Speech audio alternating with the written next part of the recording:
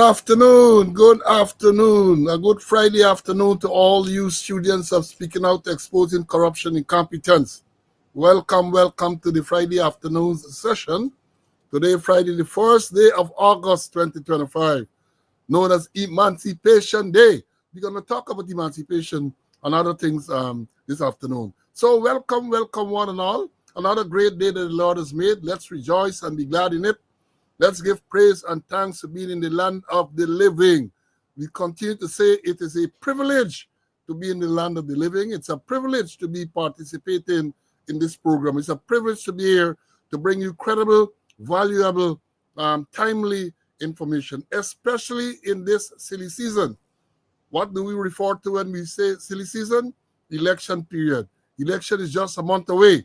And you know, all kind of gaslighting, all kind of promises, all type of thing you're gonna do. All kind of thing you're gonna get there. So we tell you, come to Speaking Out, and you're gonna get the credible, the valuable information. We are going to sift through all the nonsense that they're telling you, and we are going to put the facts there. So you, as educated people, are going to realize what the facts are. Some is the true facts.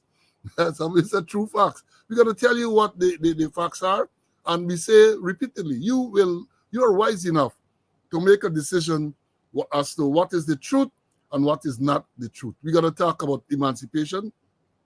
I plan to talk about the promotion or the intended promotion. I don't know what it is. I don't know what it is, but we're going to talk about it. We're going to talk about it this afternoon, because from the time they had this nonsense, I have been inundated with calls. It's a farcical thing. I have been inundated with calls and messages for me to explain this whole thing about what the president said about promotion and all the promises and all the things. We're going to talk about it. We're going to spend perhaps the greater portion of the program today will be dedicated to that. Again, just a sifting through so that you can understand. And I hope a lot of the ranks who were promised are here to listen. They say a promise is a comfort to a fool. And maybe that's where you get. And I posted, I said this is executive con job. Yes, this is an executive con job. I am further saying that this is a desperate effort to buy votes. Clear, very transparent. Desperate effort to buy votes. We're going to go through it. We're going to tell you why we are saying that. You know, we don't just come in and talk, but we come and we analyze. We're going to quote the law. We're going to quote the Constitution. We're going to tell you we're going to tell you everything. So sit back, according to Sherrod, get your Cokes and your popcorn this Emancipation Day. I know that many people will be at the National Park and be taking part in other activities. We understand that. And then they're going to look later, but we are going to bring it to you. My colleague, Mr. Conway, is already here. We are both anxious. Let me say this to you. I have very few programs we have done, and I have been this anxious to get started. Very few. From the time this thing was yesterday or whichever day, I have been so anxious to come to bring you the information, because people have been messaging me, calling me, and asking me all other things. They were doing the same to Mr. Conway. So I keep telling them, tune in Friday afternoon. You're going to get everything. Tune in Friday afternoon. So let me invite you to share the live. Share the live. Program was scheduled at 1 o'clock as promised. And immediately, we had this many students in the schoolyard. And we're not going to disappoint you. I don't think we have ever disappointed you. The numbers that we have live and later on to YouTube reflect that you are not disappointed. Because I suspect that if you were disappointed, then the numbers would not keep growing. They would have been reducing, but they are not reducing. They are growing because we are credible. We are credible. We come and we do the research and we bring you the information. So let me do the roll call quickly, make some announcements, and then we're going to go straight into it. So share the live. What we have? We're up to 600 and something. We can go over 2,000-3,000 days we normally have. So share. Some people are running late because some people want to wait until the roll call is finished. That's fine, but we're going to do it. First man in this afternoon at 1 o'clock. As I said, several persons will come in at the same time, but this is how they are listed. We have Aubrey, then Esla, Kenneth, Kennedy from Maryland. Ulrich from West Dem is here. Then it was Marlon. Earl Sean from upstate came in at 1 o'clock. Very loyal student. Joan from New Amsterdam. Peter Abera. Evelyn Puran from Essequibo Coast. He came at 1:01. They came at 1 shortly after. Then we have Vibert, Dexter, Jacko from Georgia, Morton, Rawl is here, 11752 Simple, Carl, this is Carl Johnson, Jakey, don't ever miss a class, Felicia, Benji from Myconi, it's 948. Then we have 9053, Aubrey from Canada, Marcus, Rhonda, Charles, 9407, the one and only BX, my squaddy. Then we have Lucius and Wayne from the UK, first overseas student. Then we have Colin, 8941, Joseph. Then it was Harold.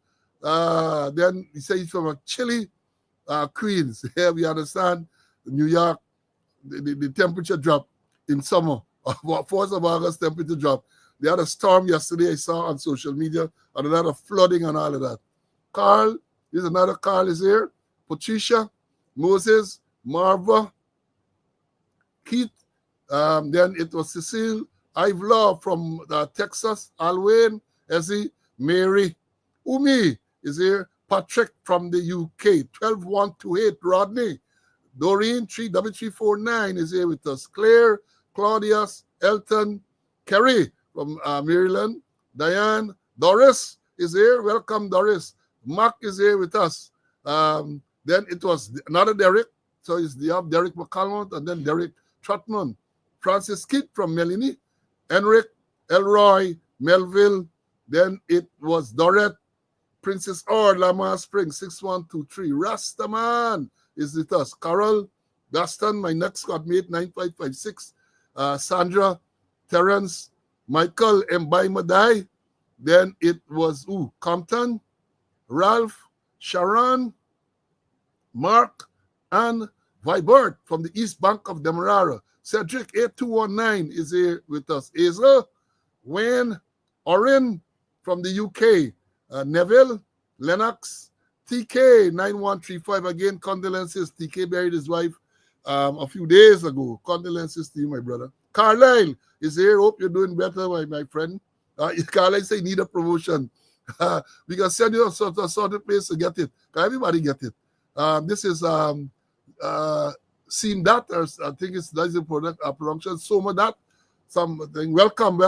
Soma That, Budu, welcome. Then it's Lennox, K, Anthony, William, Vashti, Brian, Melinda, Clive from the UK, 12789, Courtney, Karen, Terence, this is the next Terence from Canada, 9795, Paulette, Michael, Dion, then it was, after that is Roderick, Boo, Siobhan, Rhonda Lane, then I'm still in the house, Mortal, Hazel, Donald, Dion, Paul, Rayburn, Queenie, Ivor, then it was Patricia, Lorraine, Original Black Man is with us. So this got to be your day. If it's Original Black Man, Emancipation Day is your day.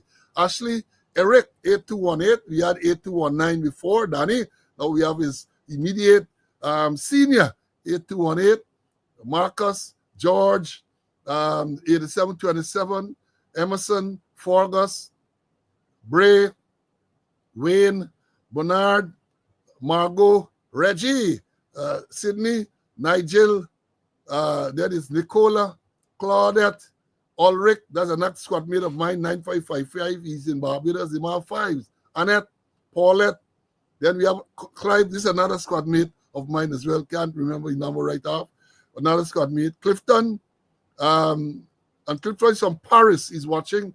Rawl, Tyrone, Ovid, 0937 is here. Barbara, Marilyn, this is Angel, Siobhan, Mary, Alistair, Sharwin, Westmas, Keelan, Asani, Donna, this is Borgman,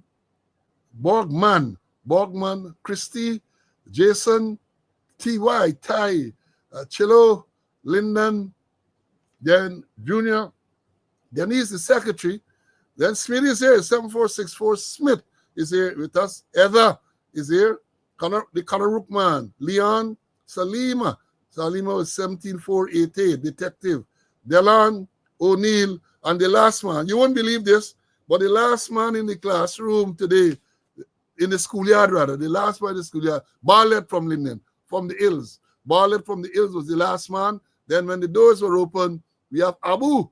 Then after Abu, it was John again, Simone, and the list goes on. The list goes on.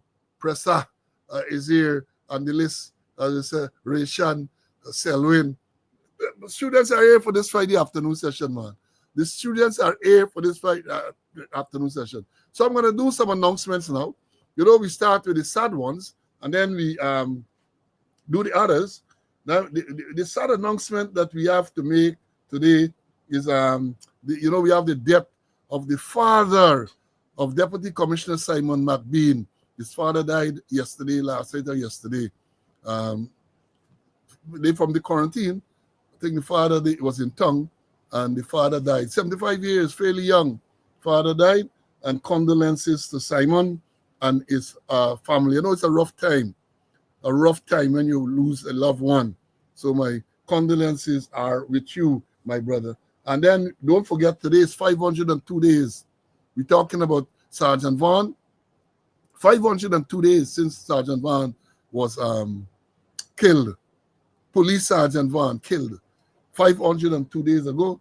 And I see them making us other statement about transparency and accountability and us other crap. Words they're using that they don't know the meaning of. Words they're using and they don't know the meaning of. So yeah, Simon father passed. And let me give you the birthday greetings. And then we're going to bring in Mr. Conway. And then we're going to go. Birthday greetings today to Amar. We used to call him Bamboo. Who from TSC remember Bamboo Moore, right? David Moore, tall, red, slim man, Bamboo Moore. Today is Bamboo birth anniversary. And then advanced birthday greetings are going out to Colin Williams. I think he retired as a Sergeant Colin Williams. When I was in Barbados as commander, he was transferred. And he got a nice story. I think he worked with Mr. Conway too. So we know Mr. Williams. And I want to take this opportunity to congratulate the Glenn Campbell, Assistant Superintendent. What a name, Glenn Campbell, the singer. You know, Wichita Linesman and all them things. Glenn Campbell is a police officer who proceeded on pre-retirement leave today. But when the police publish something, I think it's a corporate propaganda unit they publish. And they had me baffled because it started off by saying, and let me say this, eventually they corrected it, yeah? So let me come up to the front and say, but CC and I were in the job with a commissioner named Larry Lewis. And when you're going to make a report or you send a report to Larry Lewis, you got to make sure that you cross the T's and dot the I's. Because if you're in a meeting and you misspoke with them green verbs and so on, he got to embarrass you right there and then. Right? Right there and then he's going to embarrass you. So we were taught, or we inculcated the habit of making sure that these things were checked minutely. But here it is, the police issued a congratulated, said, Assistant Superintendent Glenn Campbell proceeds on pre-retirement leave after 31 years of dedicated service, of dedicated professional service in the Ghana Police Force. Then the next paragraph, they say, after 35 years committed service, but then they go on to say, joined the force on the September 11, 1989. So I started to do my little sums because it's not much. I said, we had something wrong. If this man joined in 1989, I would have said it's 31 years and then 35 years. But later on, they say 36 years at the end. At the end, they say, presented to Assistant Superintendent Campbell in recognition of 36 years of distinguished service. And so they start with 31, they got to 35, and then they end with 36. You know, people say you've been nitpicking on your petty. No, I was taught with these things. We're going out to the general public. You have to be very careful with what you write. Very, very careful, right? Very careful. But they allow all sort of things to go there. And I saw somebody post a thing later when I look. it seems as though it is corrective. But the mistake should not be made in the first instance. We understand, yes, mistakes can be made because we're human. But when you have to put releases out there for public consumption, you got to get a process to check and double check. You can't start off by telling me 31 years, then the next paragraph you said 35, and then the last paragraph you said 36. And in the third paragraph, you said the man joined on the 11th of September 1989. Can't do that. And this is not generally to criticize, but to tell her you got to be more careful, man, especially when you're talking about police, because mistakes like that going to court is gone, the case gone. You have got to be extremely careful with the information, with dates and times and all of those type of things, right? Serial number of weapon. You got to be careful. But I know Campbell, when I was a traffic court, they mentioned here, and the thing, extensive service. He said, and I went in his initial training, police, St. Felix Austin College. Then completion, he was transferred to traffic, where he served for 31 years. And then he said deep knowledge and expertise. Then he moved to TSU, later general duties. He retired as the officer in charge of the appeal court or something like that. The Georgetown court, officer in charge of the Supreme Court. 31 years in traffic, and then you transfer and they get the Mount Place TSU. I know Campbell. Campbell worked with me when I was traffic headquarters. I know Campbell. I want to congratulate him on going into retirement. I want to congratulate you. I know you had your ups and downs, but to have come through the system to retire, congratulations. You know, that's the other day. Rose, who should have gone on retirement leave, was in, taken, he died. Right? So it's good to be retirement. Good to go into retirement. Let me bring in Mr. Conway, and then we're going to deal with some more issues and so on. CC, good morning, or good afternoon, and welcome. Welcome. Happy Emancipation Day. Even though a man tell me this morning, there's nothing happy about this Emancipation Day. Go ahead, my brother. Thank you very much. Happy to be in the land of the living to do God's work. Praise the Lord, we are all here. And I remember Larry Lewis, can't forget Larry Lewis. And I always say Larry Lewis was my favorite commissioner. And not only when you're writing things, when you're going to report. I remember many times, sometimes when you gotta report, you pick up the phone and you're talking to yourself. You're doing a rehearsal, especially when you gotta report serious criminal matters. You talk to yourself. You do a rehearsal before you actually talk to Larry Lewis. And it helps us make us more confident, make us better police officers. I want to shout out to some people. Um, Pastor Charles, Ovid Charles, both happy and sad. He celebrated his birthday recently. I think we miss him out. And then during the week, his mother died. She was 90 years old.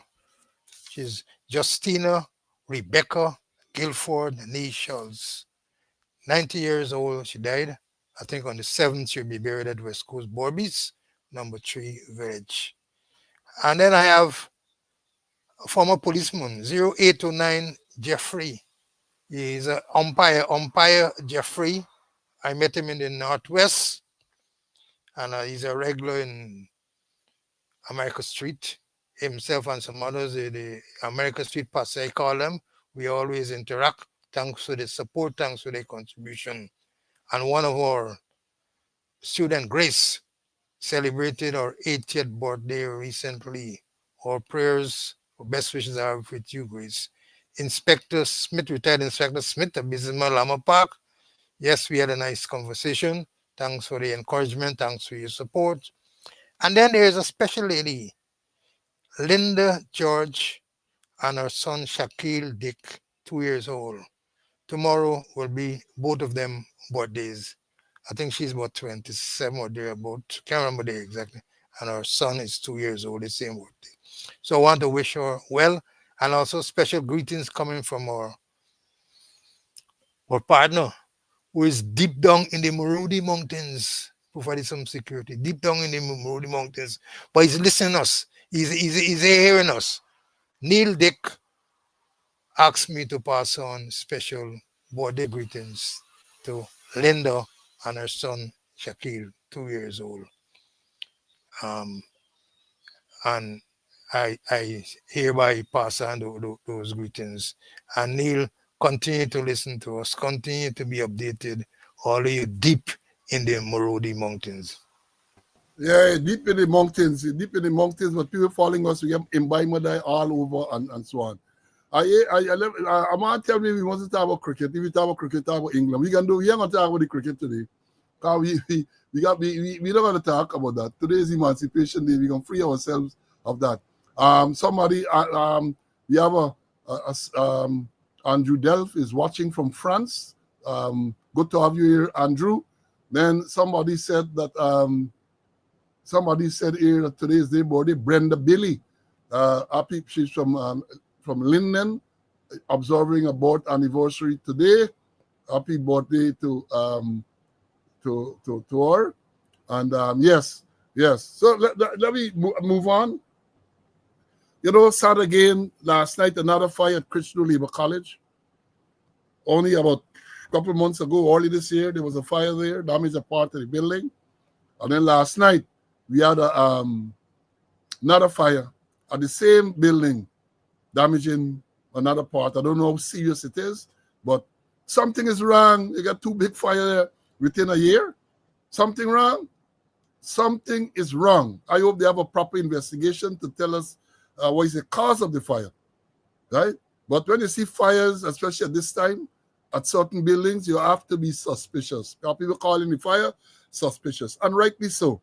If you know Christian Labor College, you have I think it's a trade union headquarters are all there, and then the Labor College itself provides education for people and so on. One down, at least part of it destroyed, second part destroyed. Let me see where that will go. Now, there was a very disturbing post on social media, very, very disturbing, where it is alleged, somebody wrote to allege that a current police officer raped some young girl. And when you read this thing, you can't help being upset. It's an allegation. And allegations should be properly investigated. Not like what you think with Dharamlal and all of that. Rape. But then, when the women advocates and these people advocating for justice, right, should ask the director of public prosecutions about that same person. They should ask. The DPP, Shalimar Aliak, should be asked. Because why I say that? Around 2018, 2019, an allegation, a rape allegation was made against the same person, the same officer, right? Same officer, an allegation of rape was made against him. The matter was investigated. The file was sent to the Director of Public Prosecutions with a recommendation that he be charged with rape. The Director of Public Prosecutions agreed that he should be charged, that there was enough evidence for him to be charged with rape. And the day before he was to appear in the court, the file was sent back for, listen to me carefully, the Director of Public Prosecutions recommended criminal charge against the officer for rape, right? And the day before he was to appear in court, sent back for the file. And my information is that is the end of the matter. That is the end of the matter, or that was the end of the matter. So I am saying that if an allegation is made against the same man, again, ask the DPP. She might be able to explain something to you, right? And then don't forget the next one here. The next one, you gotta bring these things to attention, This was in 2020. A superintendent of police is in hot water after a female police rank has come forward accusing him of rape 2 weeks after he was accused by a female journalist of sexual harassment. A female journalist accused the same police officer of sexual harassment. He's now big senior man. Sexual harassment. Then 2 weeks, sometime shortly after, a female police rank accused him of rape. Let me read it back. A superintendent of police is in hot water after a female police rank has come forward accusing him of rape 2 weeks after he was accused by a female journalist of sexual harassment. Well, I know about the allegation of the sexual harassment, sorry, because I saw that file. I saw that file. So when these things come up, that I ask them. And I would hope that I would hope and I pray, I wish that the advocates, advocating for women's rights and all these type of things, the people who are against domestic violence, ask the DPP why this man file was recalled and nothing has happened since. Ask, right? The man who I referred to as assistant commissioner, this one who is alleged to have, let us say, superintendent of police in Atlanta after a female police rank, has come forward accusing him of rape 2 weeks after he was accused by female journalists of sexual harassment. Man, big rank, big anything now. Big. And I remember that matter very well. Because I got information. One of the victims called me crying and telling me exactly how they push her around and push her around. Them same one with the younger now. Push her around, telling her all sort of thing. And nothing come out of the matter. Nothing can come out. So they are very selective. Just like Darmlal. Just like Darmlal. They now discover that the Sexual Offences Act, you don't have to have corroboration. But in their own case, they send them back because they want clarification, they want this and all that. Wicked set of people. But September the 1st coming, and I hope all of you students here, and you will encourage all of your relatives and friends to get rid of this corrupt set of people. Right? Corrupt. And if you read this, the matter is there on social media, you know, the allegation against the current allegation against the police officer. It's a sad thing to read because this girl, some 16-year-old girl or whatever she age wasn't no stranger. Basically, was a family friend. It is alleged that the alleged rapist and the victim, the alleged rapist's daughter and the victim were very close. That's what they're alleging. That is what is being alleged. It's an allegation, I say. And allegations should be investigated properly because there's a presumption of innocence. There is a presumption of innocence. So even with the allegation against Jagio, he's presumed innocent. Even though it might look bad, there was no investigation, none at all. So now that this thing is on social media, I hope it will be investigated properly. And what was done before when the file was sent back for and the matter ended, that doesn't occur this time around. Let me bring in Mr. Conway. CC, your take, my brother. I won't be surprised, you know, if they say it's on social media or that the shelter, nothing was reported, it up on social media. Nobody report, nobody make no complaint. That's what they do, you know. Like they had the fatal accident on the Concoction Road that they said they shouldn't use. And then the traffic chief say, 4 days afterwards, you know. So maybe they read or they check the social media maybe conveniently when it's to their liking, then they would investigate. So I would be surprised if they end doing an investigation all it's spreading across the social media. But person should come forward, the victim should come forward here and make a complaint so that it be properly investigated. And I know the one where the allegation against by the female journalist. I saw the file and I read it and I don't know exactly what took place. Although I understand like Jackie Opel came into Yeah, play. well, yeah. But let me say this because you said they should go forward and make a report and so on. But my understanding is, I might be wrong, that in matters of this nature, right? So, domestic violence and that type of thing, third parties can make the report, you know. Third parties can make the report. That is why I understand. I don't know how true that is. I'm not certain, but it should be explored. It should be explored. Now, before we go further into the main subjects for today, on the last program, we talked about Karen Larimer, the man who was sentenced to 9 months imprisonment for fraud, the PPP activist from Linden, who was sentenced to 9 months. And there was a debate as to when the sentence should commence. If it's from the date when the sentence was passed down, it's from when if it's from when he's handed over to the prison authorities, or from when he was arrested. My information is, people call me and messaged me, people who I believe know the system better than I do. They said that the thing is normally computed from the time you were arrested. That is what I was told. From the time you were arrested. Now they got a big issue here because Larry Mom was arrested about a month ago, and he has not been handed over to the prison authorities. So you're telling me that the time this 9 months start count from the time he's arrested? Something is wrong.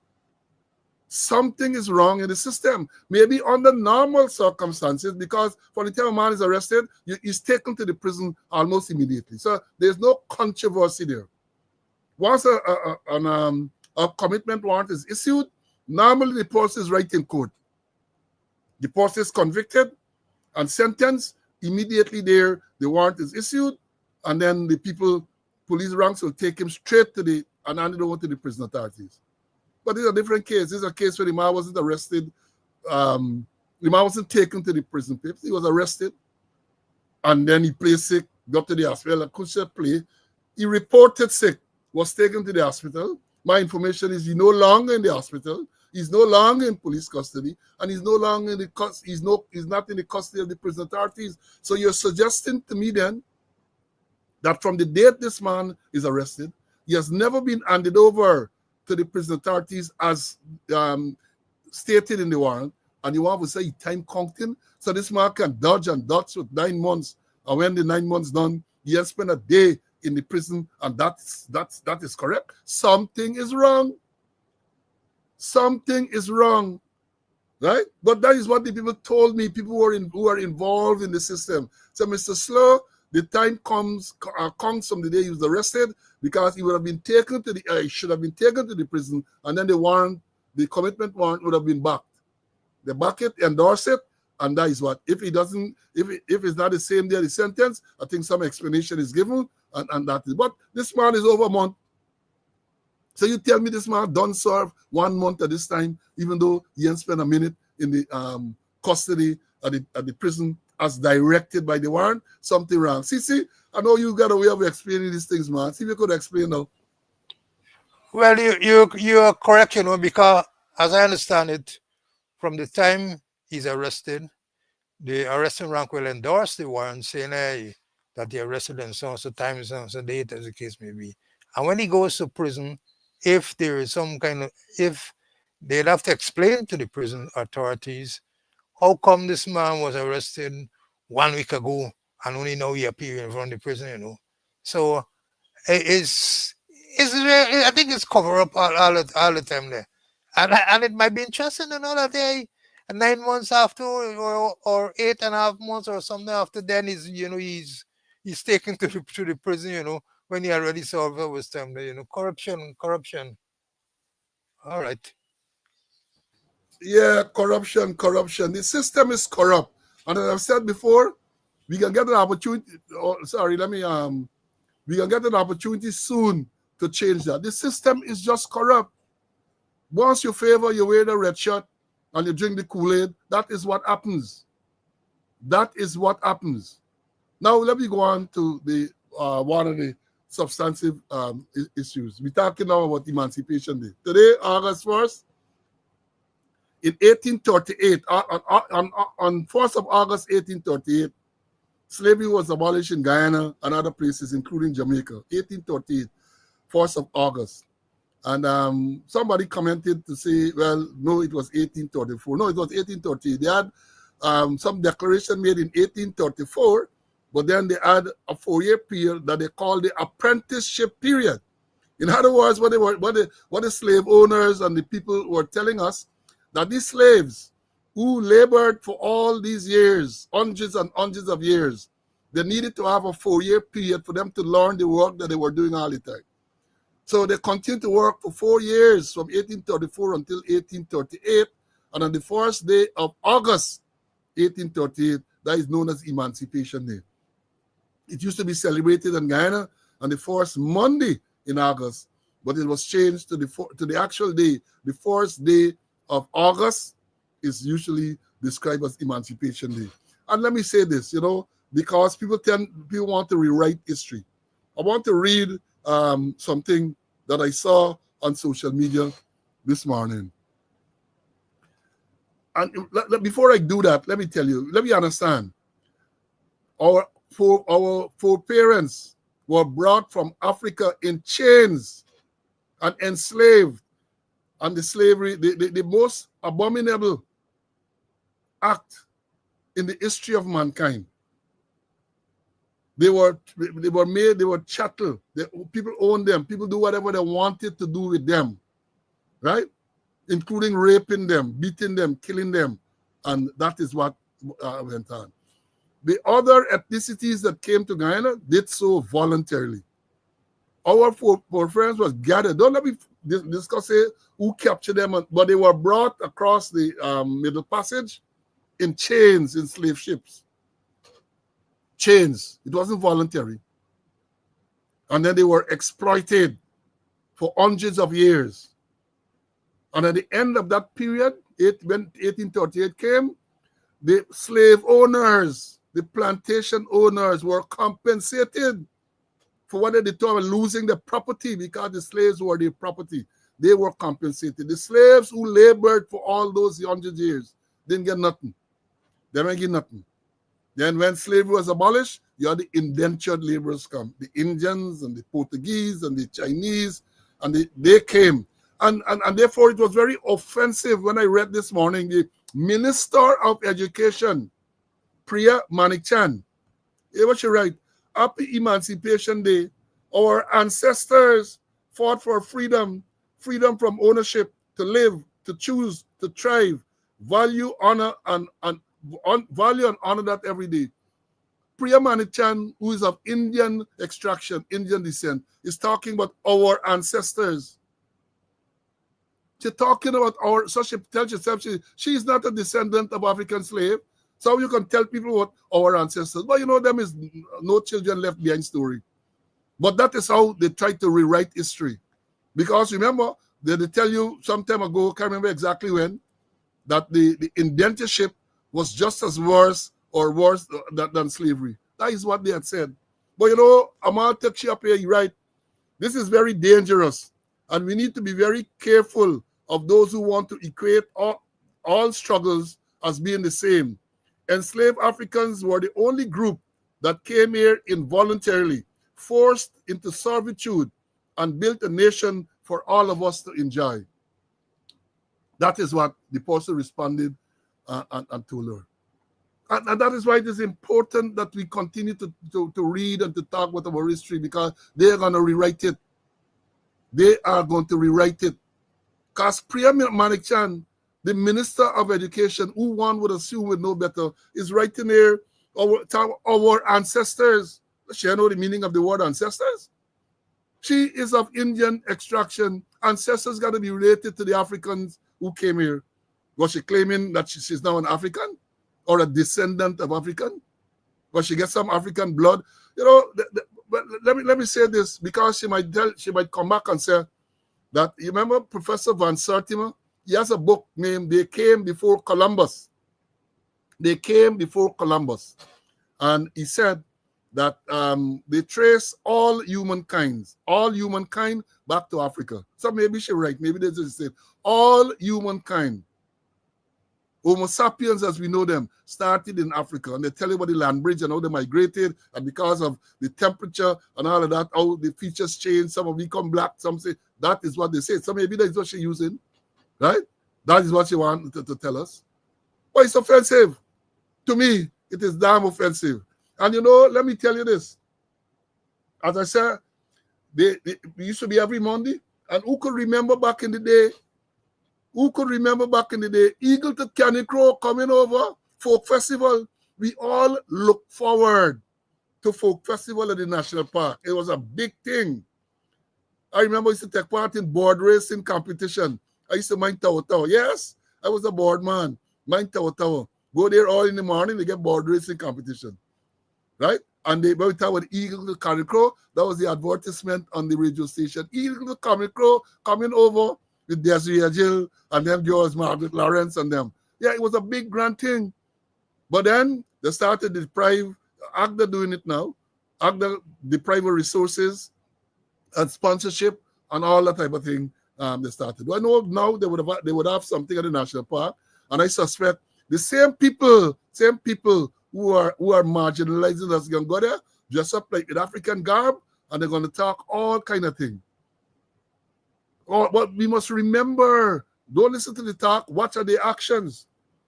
What are the actions? I understand the president dress up in African thing and give speech and that. I think I see somebody waiting to you on social media. We ain't got time to go into that now. But let me tell you, right? Because of the slave trade and how Africans were treated, descendants of Africans, the United Nations dedicated what they had the first decade. Let me read it here. They had the first decade for people of African descent, which ended last year. First decade. And the theme of the decade was the people of African descent, recognition, justice, and development. People of African descent, right? Recognition, justice, and development. That decade was from 2015 to 2024 last year. And when that period ended, the United Nations dedicated a second decade for people of African descent. Second decade for people of African descent, and that is from 2025 to 2034, right?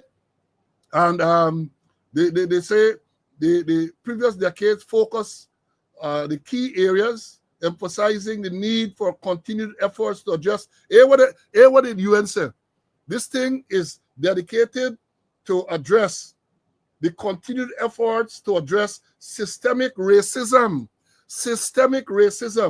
to promote reparatory justice, not reparatory justice, and ensure sustainable development for people of African descent worldwide. And if you're following, one of the students just posted the link. I'm sure if you can, I'm not sure what the link is, but it Jamaica Emancipation, something like that. So the United Nations recognize that people of African descent need to be given justice, reparation. They need to end racism, systemic racism against our people. And therefore, that is why when I look at images like this, Jerry Govaya, one of Portuguese descent, right? Portuguese with a scarlet in Ghana, Portuguese descent. He is there at the, first of all, you don't entitled to no salute. He is there at West Demerara Police. So he inspecting. The commander, Senior Ryan, is there. In this picture, you see Watts, the deputy commissioner, is there. And this man got a black man holding umbrella over you. Rain and falling, nothing to you know. Rain is not falling. And this Portuguese man is there with a black man holding umbrella over you. You want to tell me there's not an attempt to re-enslave us? Right? Re-enslave, rain and fall. Even if rain falling, look at that image there.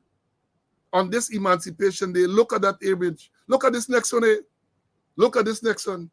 This is the same 00 knot James Bond license to Lick Batty. This is Azzuddin Mohammed. He holding umbrella over Azzuddin Mohammed's head. Umbrella over there, the umbrella boy they used to call him. Right?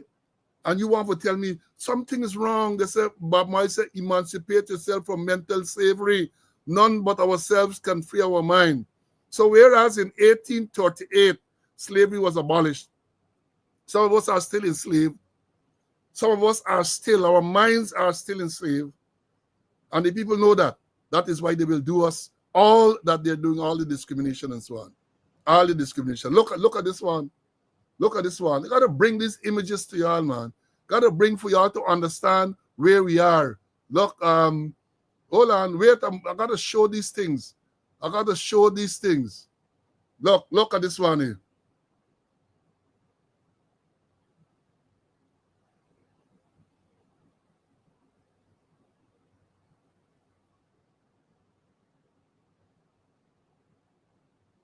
Let me show it again.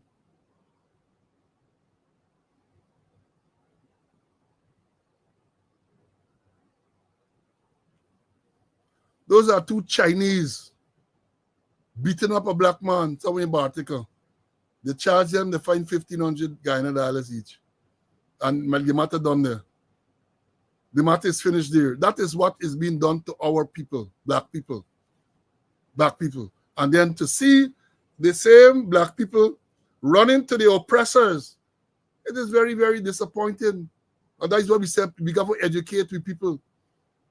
We got to educate because they're going to go, as they did in the days of slavery, give them some trinket, choose some of them to be our slaves where they got a little bit more privilege, and use them against the other slaves.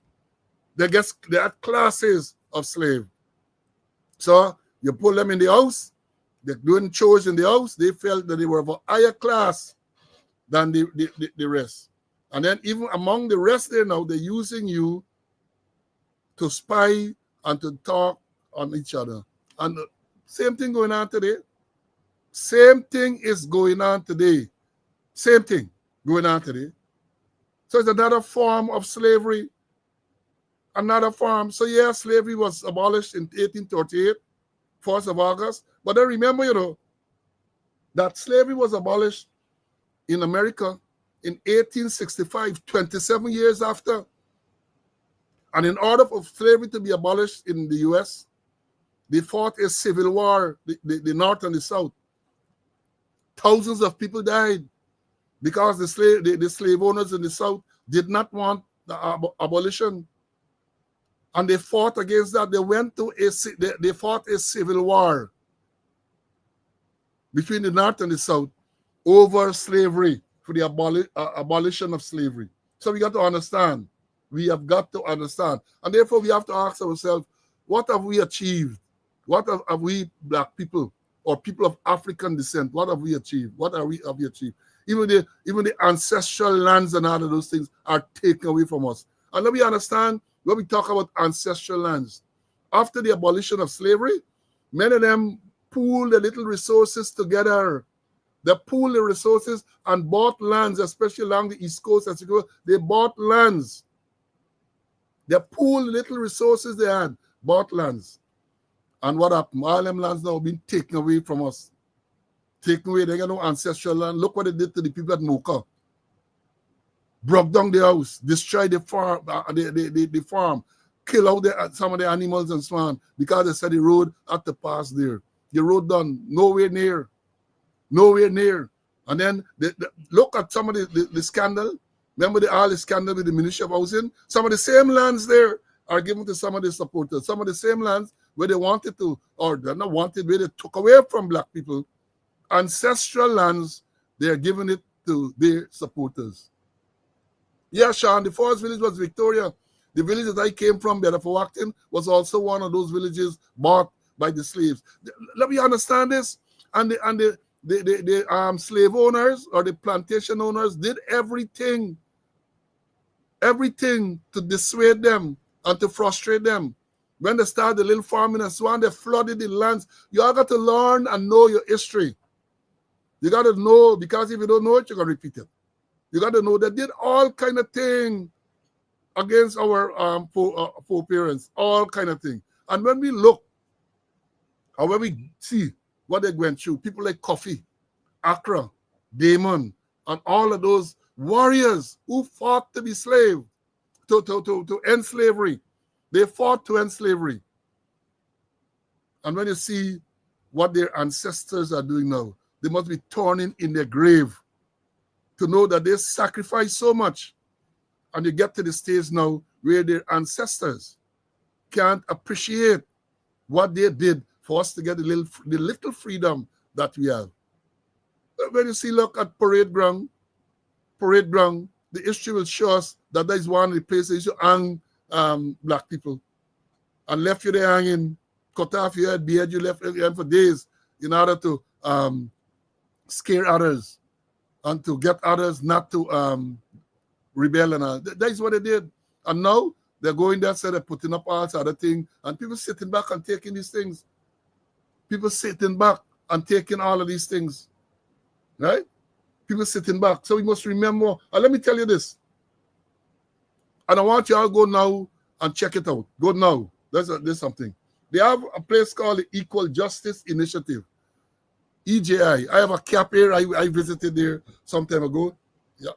EJI is in Alabama. Folks, when you visit the EJI, you come away with a totally different perspective, a different understanding. It has all the portrayals and murals of what they did to black people down in the South, in Alabama and elsewhere in the South. You have the first one with all the thing on the wall to tell you dates and time. Well, black people, I remember one I read.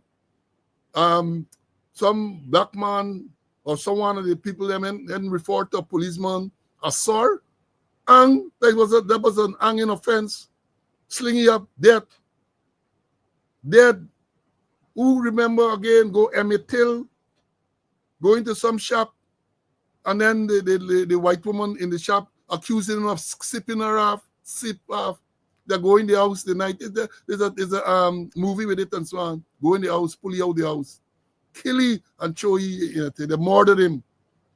When eventually they charge them, all them get off. All of that. This place is an eye-opener. So if you have an opportunity, it should be on your bucket list. Equal Justice Initiative in Montgomery, Alabama. And then when you go across to the two buildings, when you go across, they take you across with bus to the next step to see all the names of all of those Africans who were killed and on particular days. Particular days, you see the state in which they were hanged, the dates they were hanged for doing basically nothing. And here, Mississippi, well, in this place, they got all the states where they were hanged and the date. And Mississippi dominate. When you see the list there for which year, and Mississippi dominate, Georgia and all of those places down south. Comrade, you have to learn your history. And it is sad to see that having gone through all of this, black people having gone through all of this, we get people who sucking up for a few dollars more, just as what happened there back in the day, for a few crumbs, to make you a slave with little privilege. And that's exactly what happening now. You get a little contract, they give you a t-shirt, they give you a $5 box of food and so on, and people are happy. Let me bring in CC, man.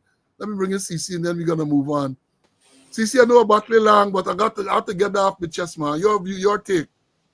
Yeah, if the batting was sweet, you had to score the runs.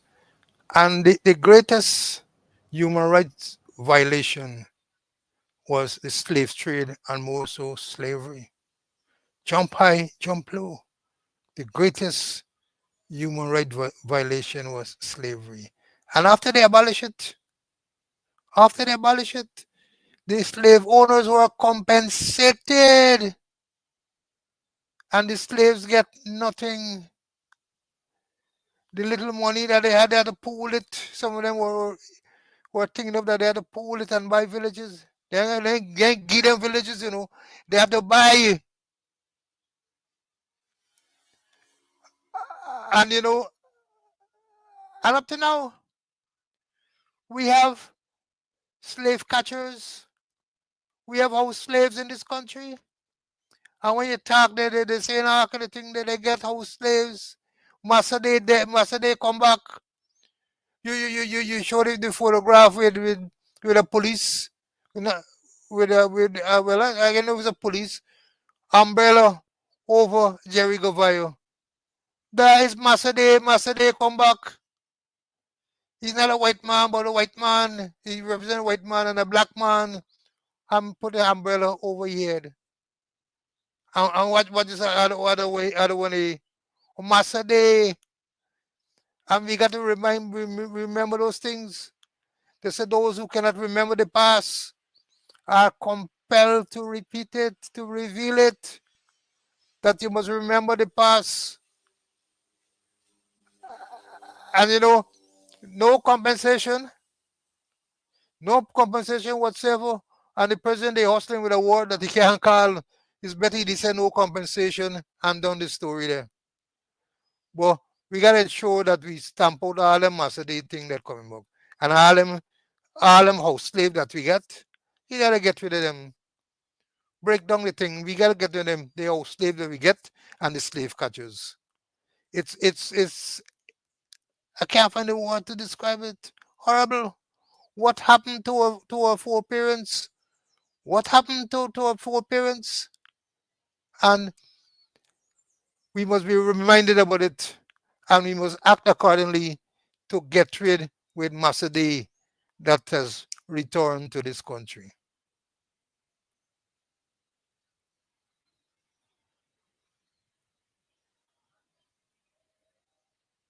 Yep,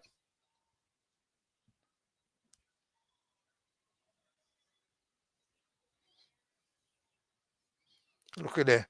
Jerry Govayo taking a salute, eh? Folding the hand and all kind of thing there. Eh?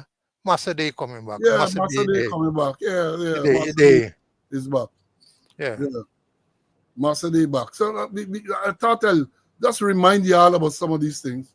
Just remind y'all. Now let me go into this issue I know enough y'all want to hear about, man. This promotion thing. Share the live. Share the live. Share the live. Share the live. People got to hear. Police ranks were on to me. But before I tell you the movie that I talk about, the movie is Till, T-I-L-L, with this, but the little youth man who sip off, as we say, cat calls to some white woman. And then the next, that for that he was killed. He was killed. And again, I say to you, if you get the opportunity, go to Alabama. That should be on your bucket list to see the Equal Justice Initiative. Go and see. It takes some time to read all that took place on the wall. All they tell you all about this, the slave trade and the passage. All those people who were killed and all this type of thing, right? Somebody saying a fire there right now in GT. Somebody is saying that the fire right now in GT. Well, GT is a fire country, you know, fire country. Now let me tell you all about this promotion thing, man. So sit back, share the live, take out your cokes, take out your popcorn, and let me tell you. And I'm talking here about a couple of days ago. Let me tell you how it started. Before I tell you how it started, let me preface everything by saying, right, that let me say that this is not about the ranks who were promoted. Because I see a man write some trippiness, but you know, he look like one of his no children left behind. A man who goes as Gary Hope, right? He tells someone that I will bartak that promotion. And then he said, I want me to live up to 200, up to 100. So I will rubbish more tax. Well, I want to live up to 100 too. And I doing everything to live up to 100. Well, I see the profile. You look like somebody, you look like a police guy, must he get paid for corruption and so on. So he's trying to get back. But then about him, I will continue. So at the outset, let me say this is not about the ranks. This is about the law and the Constitution. That is why I am dealing with individuals. I am dealing with personalities. I'm dealing with the law and the Constitution. Let me start off by saying, right, that the action that the president took to say promoting people from Lance Corporal all the way to inspector is unconstitutional. Unconstitutional. He has no such authority. And I'm going to tell you all what the law say and all that as we go along. He has no such authority. Right? Now, how the thing started? It started with a message in the force, right? That we call a telephone or radio message saying, please warn the following ranks who have been in their respective rank for the time frames listed below to report to the officers annex on Wednesday, the 30th of July, 2025, at the times indicated. Constables who have held the rank for 6 to 9 years, so constables 6 to 9 years, they should report at 8:30. Corporals and lance corporals who have held the ranks for 9 to 15 years should report at 9:30. And sergeants and corporals who have held the ranks for 20 years must report at 9:30. Then it goes on to say, note, ranks currently involved in disciplinary matters are not required to attend. Now, we talk about it here on Wednesday, and we say it's a clear case of a breakdown because you should know who the ranks are in these various categories and whether they have disciplinary matters or not. But they know that, so they send out this blanket message. Now, that is for 8:30, the earliest set of people have to report at 8:30 on Wednesday. Just went out late, either Wednesday morning itself or Tuesday. So they say well, according to the police, the article say, you look on the subgroup, they say over 2,000. The police say 1,000, about 1,000 people were there. A big number, large number. When the people started to arrive, right, the squatter decided at some stage, nobody else to come. Nobody can come in. So they stop them at the door. They can't go in. Listen carefully. It would appear that the squatter wasn't satisfied with what was going on. He went there to the door himself, right? And used a lot of expletives and cuss up people and all this other thing. That is, the squatter did that. That is the report. It's alleged to have done all of that. All right. People come as early as 8:30. The first set was to come at 8:30. The second set was to come. The second and third set 9:30. Now, the president, I understand, came around 11 o'clock. Now, let me ask this off the bat. If the president has to address these people, why stagger the arrival? Why someone got to come at 8:30? And why all them they come at the same time? Why didn't send a message to come? And this, bear in mind that people have to travel all the way from the quarantine and all these everything in these various categories. And according to what I understand, there was no consideration for them. So if they came late, they were locked out. They were locked out. They came late, they were locked out. That is what I understand went on. Now, let me go further.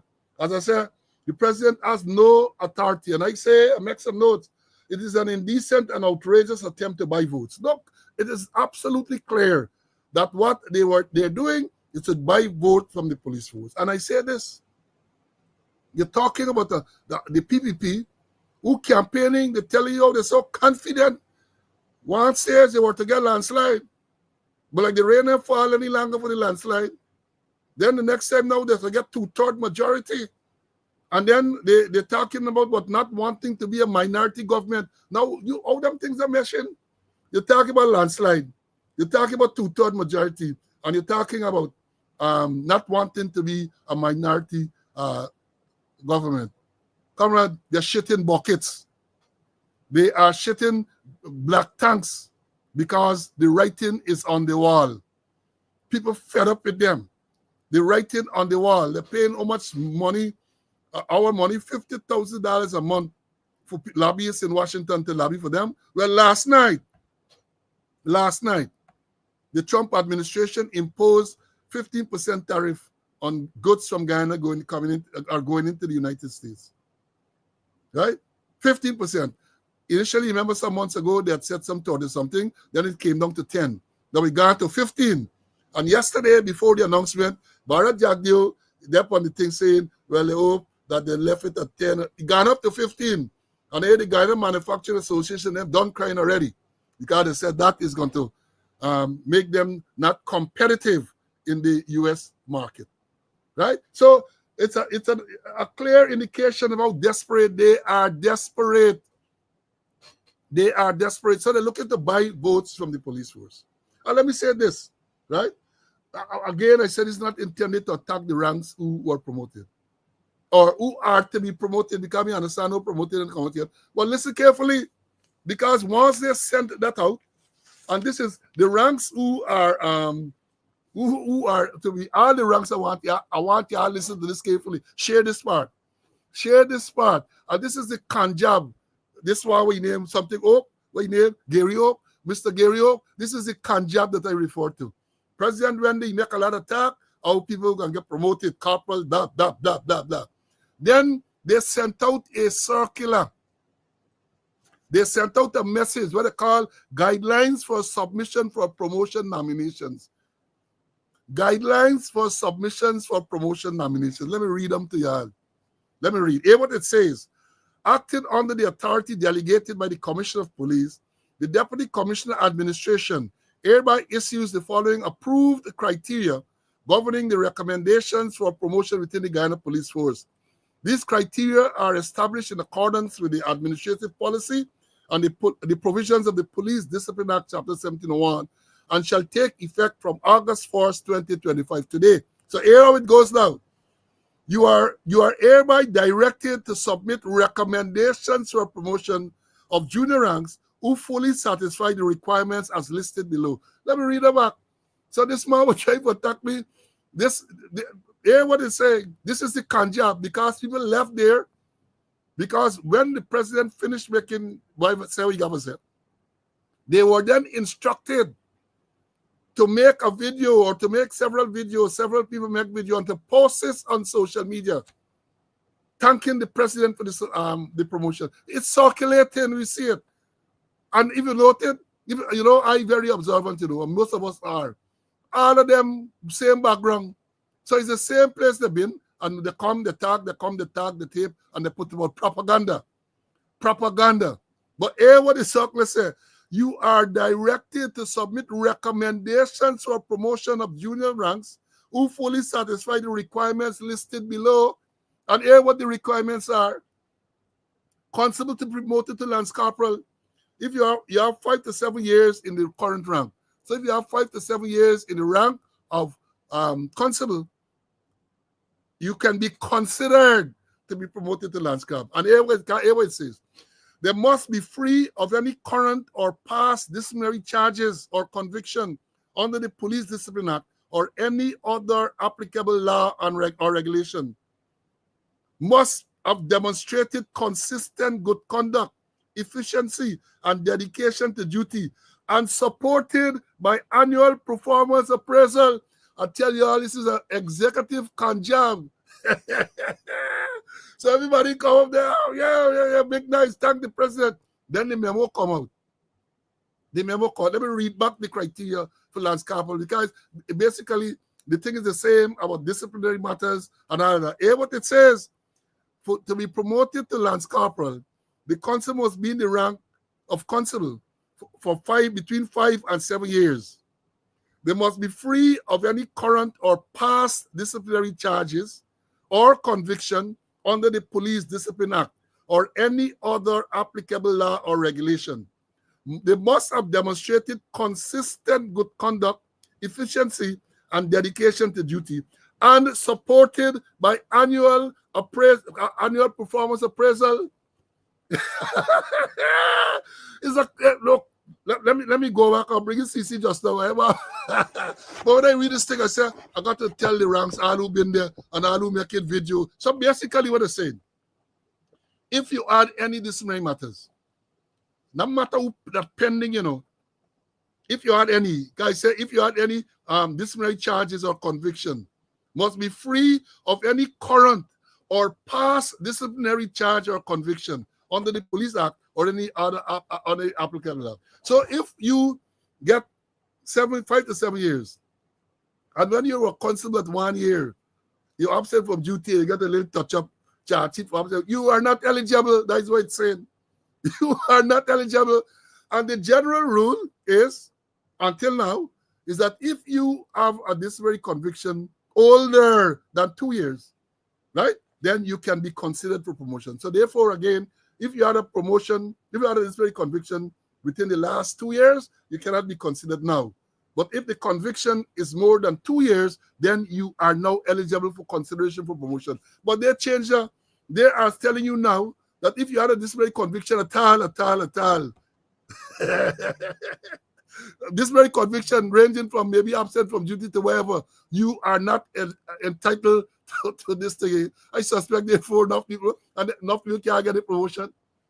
This is you know, other man, many of you people like Patrick and Terrence and them gonna remember. You see the other man at the TSU name, OC at the TSU name, Joseph Oswald Sam, right? Joseph Oswald Sam, J-O-E. I used to call Joe Sam used to say, and you have to forgive me, I reported when Joe Sam came to the TSU, he used to say he come into he run into us and a problem. He said, I ain't gonna be as explicit as he used to be. You're putting it on me. You're sharpening me, and you're not using it. You're not even using little grease. Joe Sam, you say you're putting it on me, and you should be very explicit. Yeah? I am being here a little diplomatic and choose proper language, but Joe Sam used to say, y'all putting it on me. Or in other words, let me put this way. Joe Sam used to say, y'all daram lalling me, and you're not even putting a little grease on your willy. That is what me. Because apart from that part, they tell you now that you must have demonstrated good conduct, efficiency, and a dedication to duty, and supported by annual performance appraisal, something that is non-existent. something that is non-existent. Let me break it down for y'all, man. Yes, went to I can break it down. That is what the circular says. The circular is saying, let me repeat again, that if you ever had a disciplinary conviction, no matter how long it was, you are not eligible for consideration in this job. You are not eligible. So these people who cover this marble in him, O plus O or whatever thing, read and understand. Some of them may get, they're not I'm not talking about the police, but some of them that sent for children, they don't get comprehension. This is their memo, no lubricant. Yeah, they put it in the raw. It's a raw thing they get in. Right?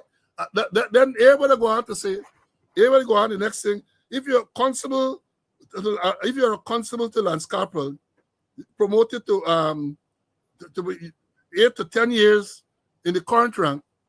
If you're a constable or Lance Corporal, 10 years, 8 to 10 years in the current rank, you're gonna be promoted to you get promoted to sergeant or whatever. Right? Constable Lance Corporal to be promoted to corporal. Constable Lance Corporal to be promoted to corporal must have 8 to 10 years service in the current rank. And again, no disciplinary charge ever. And then they come again, the same thing. And hear what I say now. This is another big can. Big can. No grease. Put again rampack.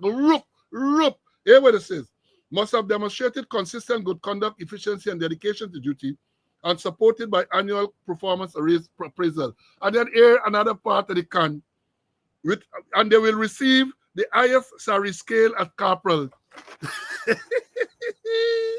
They're going to receive the highest salary scale at corporal. Come in, they're going to scale. I'm going to explain that.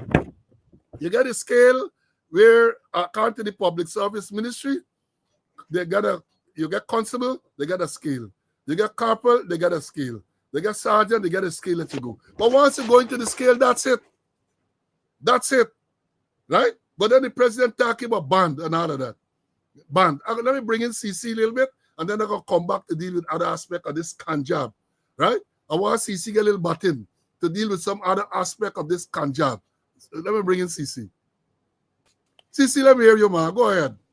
Yeah, let me go back to the first memo that they sent out. It wasn't no properly structured, and it showed the weakness in them. No proper. Please warn the following ranks, and you expect what should come after them. The names of the ranks, number, rank, name. Please warn, but they ain't get no name, no. But you telling me that the police, human resource department, and I'm using a fancy term for them, they don't make it sound good, or the general office, they don't know the persons who got so much years service. They don't know who get disciplinary matters. And that's why a whole set of people turn up and they had to turn them back. That he can understand how to go and close the door and use some nice flowery language. And they're saying also, I'm repeating what you're saying, confirming what you're saying, disciplinary matters, whether you get now pending or you had before you get this disqualified. And they're talking about annual performance appraisal. That has gone to the window. We used to call it ACR, annual confidential reports. Every year they used to write about it, and sometimes some men used to said adverse confidential report, because anytime they write about anybody, it's adversely they're writing in them. And then you hosting for promotion. You don't get an establishment to tell you so much sergeant you gotta get, so much corporal get, so much lance corporals.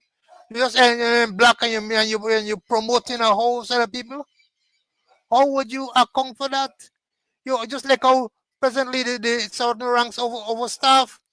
The last check we got that there was 75 sergeants. They were staffing sergeant about 75, and and I think it keep growing.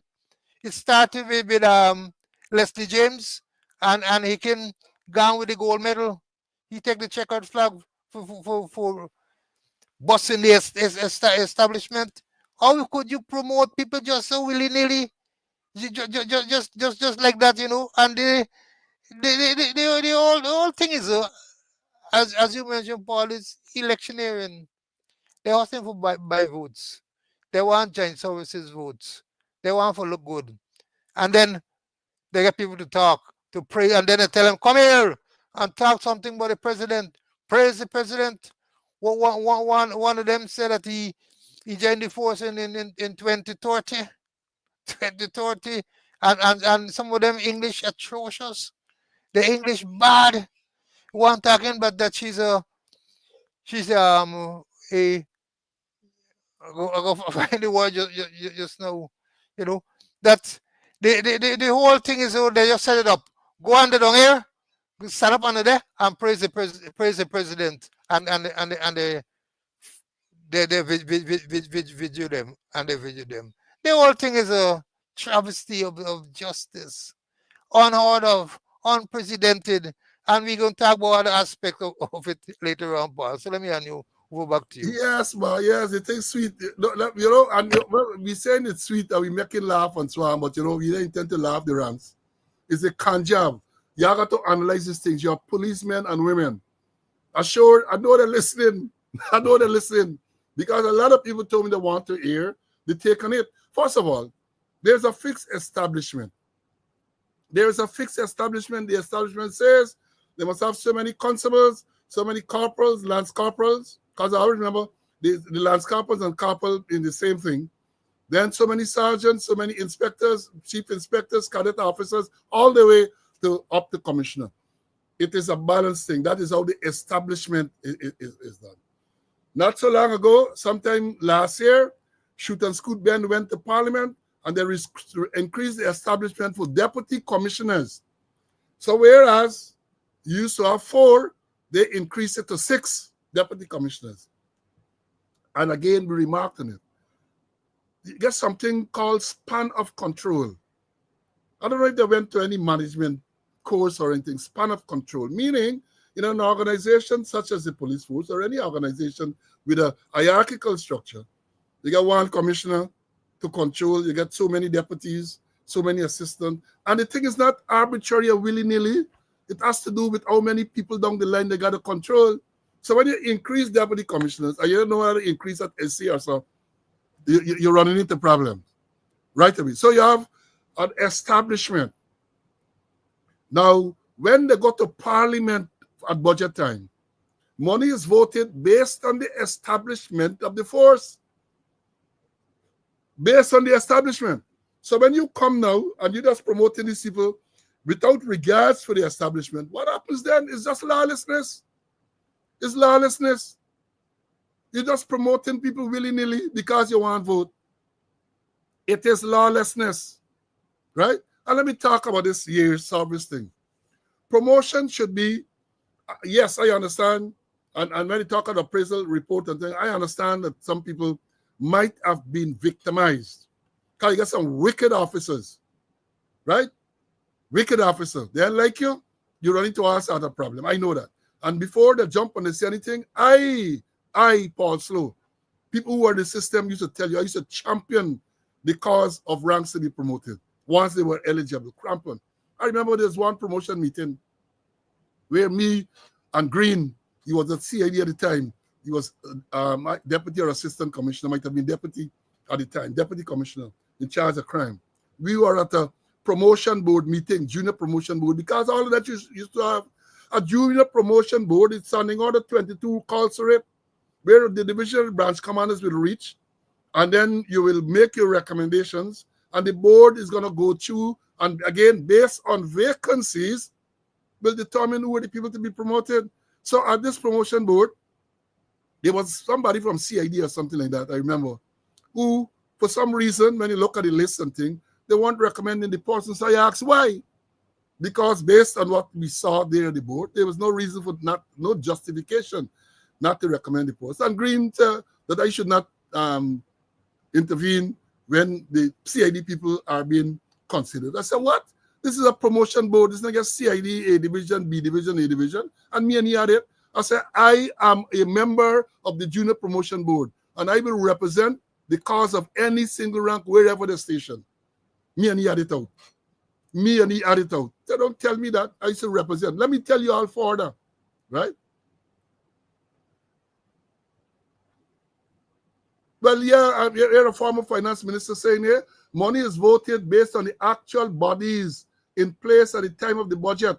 Recruitment during the year is met from a vote controlled by the Ministry of Finance. Yes, that's what we're saying. So if you got one commissioner, so many corporals, so many lands corporals, so many things, that is how the thing is voted. When you go now, couple months down the road, and you decide you're bringing all this corporal and all this sergeant and so on, I guess you got to go back for supplementary budget, right? I guess you got to go back. And let me tell you again about fairness. And Mr. Conway can bear me out here. When we were at the Police Service Commission, I as chairman, Conway as a member, can't remember it's 2018 or 2019 or 2020. We sat down, most likely, I think it would have been 2020, because Jai Singh wasn't there in 2018, nor 2019. I think he came there in time for 20. And he remarked in one of his meetings, when he saw how we were going through this list of people they recommended for promotion, we want to see the file. Why are you recommending this man? Good. Why are you not recommending the person? Because in most cases, the right to say that this person is not recommended at this time. Why? No reason given. And we insisted that you have to have reason in order, especially the personal seniority. You can't just write to the constitutional body and say, this person should not be considered this time. I want to know why. We wanted to know why.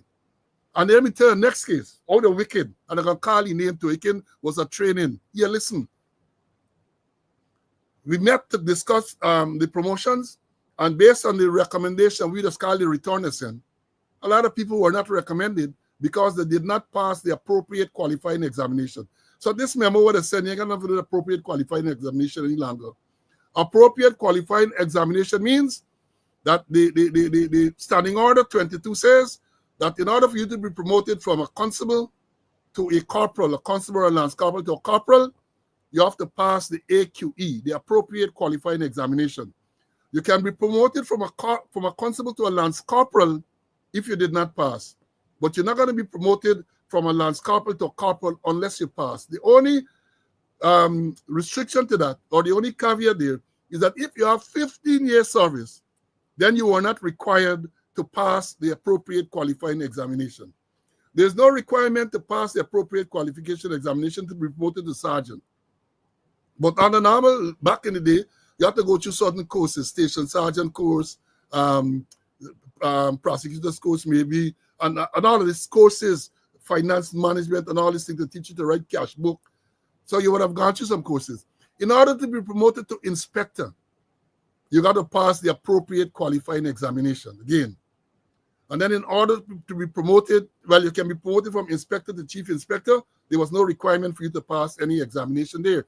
But to be promoted from inspector or chief inspector to a gazetted officer, assistant superintendent, you have to pass the appropriate qualifying examination. That is there in the standing order. You have to pass. So coming back to 2020, when we sat down to do the promotion, I see people, they said they hadn't passed, the right to say that they hadn't passed. So on a whim, we said, look, let me try to call these people. There was one particular rank.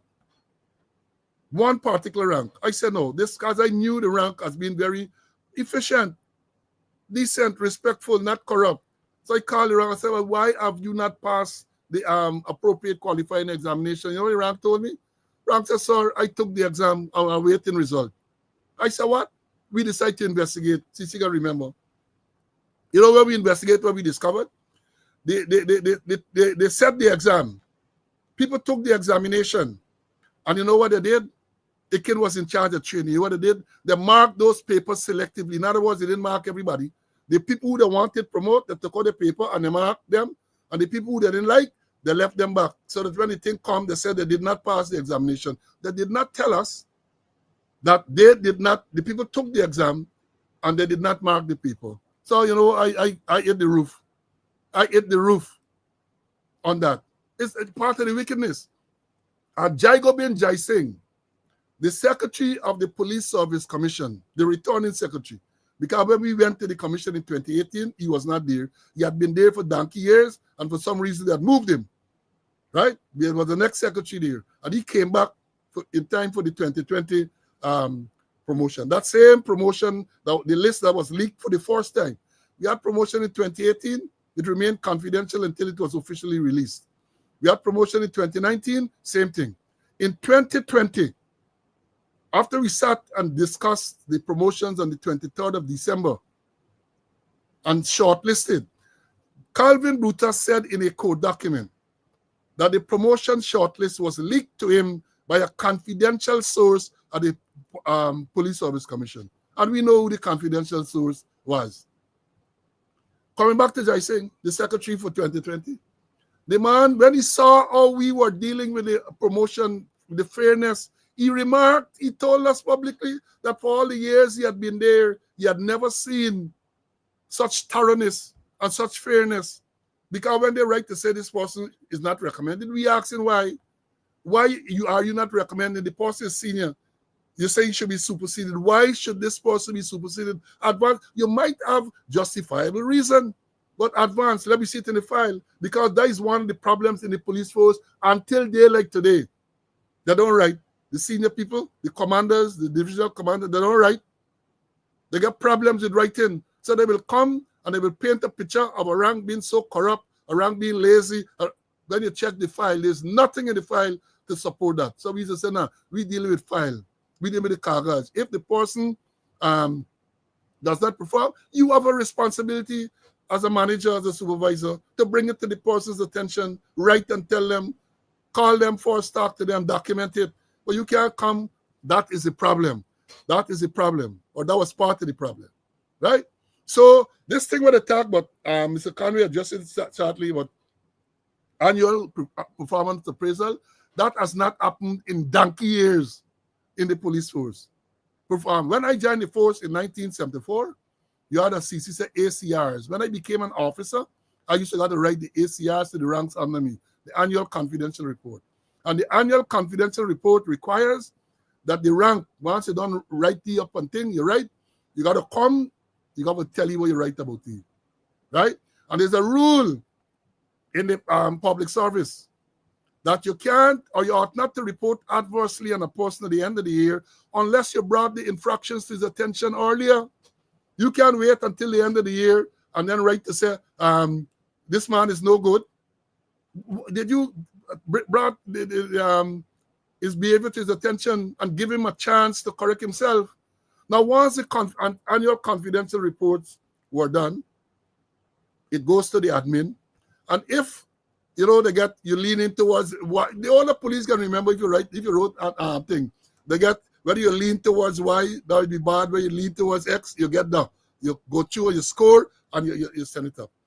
If the report was favorable, the staff officer or AC admin used to write you to tell you that your officer reported favorably on you, tell you to keep up the good work and so on, and said then that you were then recommended for an increment.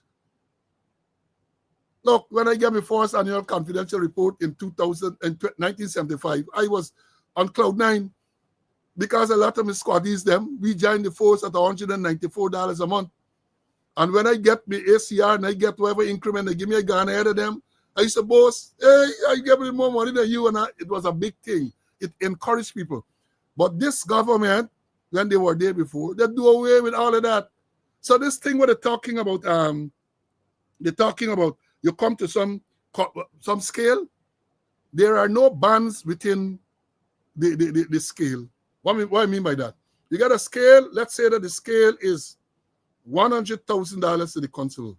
So when you get the constable, you get $100,000. Now, they used to have bands between the 100,000 and wherever the lance corporal or the corporal can get. So we say the next band might carry you to 110. It's still a constable, but if you were reported unfavorably, you got to 110. The other band might carry to 120, and so on, until you get to the maximum level within the band, right? The maximum level. But if you don't have annual appraisal, what band you talking about? The current system is that if a person was there as a corporal for 9 years, and then tomorrow somebody got promoted corporal, all they getting the same money. It's the same money. There's no band within that. So it's another con job. It's con people getting con. And the president, well, I'm about to say you have to know, but there's a lot of things you have to know, you know. And he can't know. So nobody can advise him. Nobody can advise him. So this thing when they talk about going to the top of the man is a con you get him. It's a con job. The thing when they talking about annual confidential report is a con job. They don't have annual confidential report. The people in the force. Let me say this. I'm gonna put the neck on the block. I say not a single officer in the police force, some commissioner right down, not a single gazetted officer in the police force has ever written an annual confidential report. I put him in neck on the block for that. That not a single officer, not a single gazetted officer from commissioner right down to assistant superintendent has ever written an annual confidential report. They must even know what the farm look like. So I get the president coming and canning people. And now you jumping up, oh, yeah. Man, join the work in 2030. And I said, this thing is laughable. And you know what makes it even more egregious to me? If you look at some of the, but all of the people who are praising the president were of a particular ethnicity. So you want to tell me no other ethnicity and get, promised promotion too? Yeah? You want to tell me that none other ethnicity, the people, our indigenous brothers, our Indian brothers, you want to tell me none of them get promotion? Because all we see is African people making statement there about the president and praising the president for violating the Constitution. Let me fast forward before bringing CC because they talk about inspectors. They say here that promotion to sergeant, fast forward. Promotion, they say promotion to inspector. If you have 50 to 20 years in your current rank, from constable to sergeant, if you have 50 to 20 years in your current rank, so if you have 15 to 20 years as a constable, they're telling you you're eligible for promotion to inspector. Friends, countrymen, descendants of African slave, the Police Service Commission article, the Constitution Article 210, gives the sole authority for promoting to inspector to the Police Service Commission. Article 210, go check it out yourself. You see, we just come and we just tell you, we ain't talking, we just give you the reference. Article 210 of the Constitution of Guyana says that the Police Service Commission is responsible for promoting from inspector to assistant commissioner. So how the president telling people that they're promoting them and then they write a memo to say that if you're if you in the rank of constable to sergeant, 15 to 20 years, you're going to be promoted to inspector. President has no such authority, absolutely none. And more than that, there is no Police Service Commission. There is no Police Service Commission. I say that without fear of contradiction. The Police Service Commission, Mr. Conway, I'll read it to you all just now. The life of the Police Service Commission is 3 years from the date they were appointed. In this case, the Police Service Commission was appointed either the 30th or the 31st of May, 2022. So a day before the appointment, the life would have ended. Automatic. It's automatic arrangement. The instrument would have said that you're 3 years. Now, the life done. There is no parliament. So there's no Police Service Commission, even though I understand that we saw police reporting that Bishop Finley, who was the chairman of the Police Service Commission, went to somewhere let him as chairman of the Police Service Commission, he and the secretary, Jai Gobind Jai Singh, and talking to people. All this thing is lawlessness. Lawlessness. Lawlessness. And here, let me show you. See, I show you this one yet. Let me show you this one because let me show you all this. This person here is Bishop Finley. You know what this thing today is Friday, so Wednesday, the president made the announcement. And this picture that you see there, this is the TSU Armory. I understand it is reported, it is alleged that Finley went there to uplift an AR-15 rifle. Bishop Finley is uplifting an AR-15 rifle. I wonder why. That is what is alleged. They want to know where I get the picture. But I guess sources all over the place, man. I guess I go investigate how slow get this picture. This is the TSU Armory. And this is a TSU rank here, and this is Bishop Finley. He looks a little pregnant. I hope that that's not the case. But he collecting, they say he collecting that AR-15 rifle. That is what he's there to collect. But then look, let me tell you how far the far bringing CC, man. You think everybody get promotion? Look. This is Mark Benscap, Techie Sergeant, man. Everybody on the dog get promotion. Mark Benscap. Mark Benscap put up that he get promoted to sergeant. Yeah? Mark Benscap put up and he get promoted to sergeant. And look this other one. This is the president. Man, he believes that, well, he acted like a dictator. So I guess he get ready to get on the military uniform, guide them up at the peak. And this is not on Wednesday. This is a previous picture. So they going to come and say, this is a previous picture. This is a previous picture with the president dressed up like General Uhu or Hua. General Hua. He dressed up like General Hua. That is what you have for leadership in the country. So there is no police. And let me say this because, you know, I understand. A source told me that they are the big nose one, Nosef, exploring the possibility of extending the life of the police service commission. But let me tell you, I hope the lives are standing by, you know. Y'all continue to share. I hope Dexter and all are standing by. Because you can't extend, first of all, there's no provision in the Constitution for the Police Service Commission life to be extended. None whatsoever, none. And if we want to talk about extension, right, for argument's sake, you cannot extend that which is expired. Let me understand. I know secondary school student and all them, I do a lot of reading. I did a lot of makeup studies, you know. I'll tell you, I did a lot of makeup studies. And I don't miss out certain things. You can't extend that which is expired.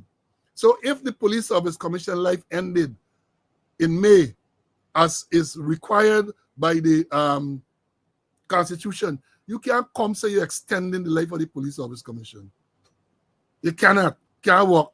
That is unconstitutional. But having said that, this will not be the first time that the president violated the Constitution. He's a serial violator. President Irfan Ali is a serial violator of the Constitution. Remember, I took him, the Police Service Commission took him to court when on the 16th of June 2021, he unconstitutionally suspended the Police Service Commission. We took him to court. And at the end of the day, when justice, and let me tell y'all, I got to give praise and thanks y'all. I know y'all is licked down, Milaya, Selwyn Peters from Canada. Maybe he's looking. If you're looking out, Selwyn, big up Selwyn. I mean, Selwyn, I see somebody writes a Selwyn drink Kool-Aid. And he switched and all them to everything. But Selwyn represented us successfully. Selwyn, Dexter Todd and Dexter Smart, when we challenged the suspension of the Police Service Commission. And at the end of the day, Selwyn and the other lawyers, the argument prevailed. And here what the judge said, Justice Gino Prasad, concluding remarks on this position. In summary, therefore, the decision of His Excellency the President to suspend the chairman and members of the Police Service Commission was unlawful, ultra-virus Article 225 of the Constitution, arbitrary, unreasonable, unfair, in violation of the suspended chairman and commissioner's constitutional rights to the protection of the law and due process of the law, null, void, and of no legal effect. That's what the judge said. And do you know, I want the members of the force to remember this, man. Y'all listen. Despite the fact that the court found that the president violated the Constitution, and here the last part, he says that the decision was null, void, and of no legal effect. So in other words, it's like it never happened, right? We made promotions on the 28th day of June, 2021. And on a day like today, those promotions have not been recognized. So you tell me, up to day like today, and some of the members are still in the force, they have not recognized the promotion. Executive lawlessness. And they're coming out trying to buy your vote. Y'all remember them thing, you know? Remember, executive lawlessness, executive conjab. That is what you have. Let me bring in Mr. Conway to get laid this button. I see time rapidly moving, man. Let me bring in CC. What do you think about Sergeant Ben's cop? And the All right, let me just, there are so many issues we could deal with the whole day, but just go back to promotion, You mentioned no promotion exam. And apart from that, you're promoting people to act at to operate at another level. We used to get something they call, something internationally known as the rite of passage. General Colin Powell was very, used to ensure that that was done. That before you reach certain rank, you have to go through certain courses. I think the army get a bit of it now, that before you turn a staff sergeant, you got to go thing. Before you turn a major, you go through certain courses. I never mention anything about that. And even we go back to the establishment, Paul. I know when they used to put up for a monthly payroll, the finance people would send to the ministry, and you have to quote your establishment. You have, for the sake of an argument, you have 75 sergeant on the establishment, and now something coming for pay the salaries for 100. Nobody ain't saying that. Yeah? Nobody inquiring that. That you're putting up for and they're getting money, for get salary for persons, who are they don't bust the establishment, and they're putting up for that. Now let me go to the Constitution. And jump high, jump low. The Constitution is the supreme law. The supreme law. And any legislation that you're going to introduce, it must be within the ambit of the Constitution. You can't go contrary to the to the Constitution. And any law that collides with the Constitution is fatal. It has to bow down, and as Larry Lewis say, and say, me a culpo, me a culpo. You can't do like what the traffic people do, and say there's an incident or there's an accident when dealing with fatality. As long as you collide with the Constitution, it is fatal. And the president is a creature of the Constitution. He's a creature of the Constitution. I remember Desmond Height and Aubrey Norton, when Aubrey Norton was General Secretary for the party, and he went to the States and he talked certain things, and I got to hear, and I'd knock you off as a General Secretary. And I towards her, not literally, that Aubrey Norton and keeping it shut in his pants.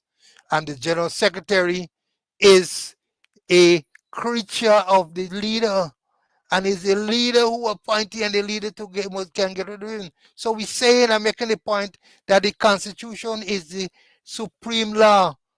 It is the supreme law, and any law that you enact, it got to go in relation to the Constitution. Now, let me talk a bit about the Constitution. And I got a copy, you almost buy your Constitution. I just buy me books, law books. I don't thief them, and I just buy them and I just read them. Not like other people who buy and don't read. Now, it talks about the appointment. No, it talks about the appointment of another members of the force. And they were saying the police, subject to provision of Article 211(1), the power to make, and hear me carefully, the power to make appointments to any office in the police force of or below the rank of inspector, the power to exercise disciplinary control over persons holding or acting in such offices, the power to remove such person from office shall vest with the Police Service Commission. Like you didn't hear me. So let me read it over one more time.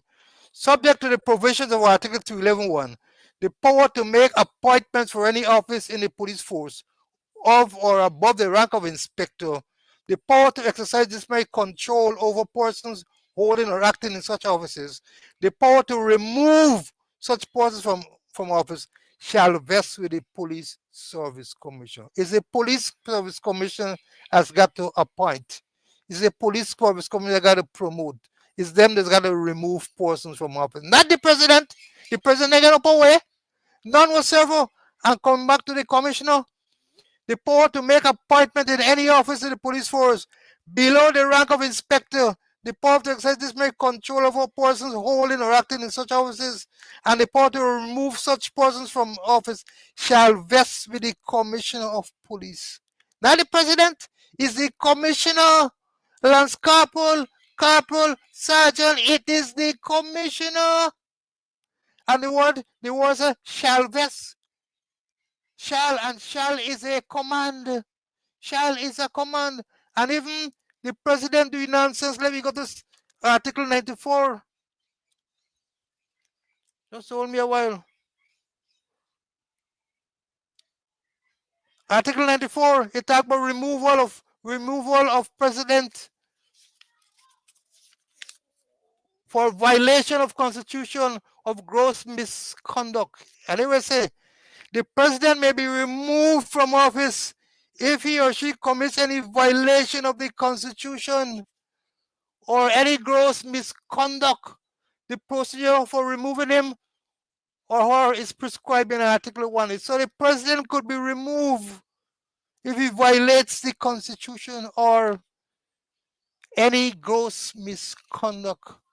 So what the president has done there, if they say promoted people, is a violation of the constitution, and he can't promote. And because the commissioner, according to the constitution, this is the commissioner who has got to make those promotions. And if the president go and tell the commissioner that he must promote X or Y, or he must promote X or Y, it is political interference with the Ghana police force. And the political interference all about the place. It all about the place. And Paul, you mentioned that there's no police service commission. It dead.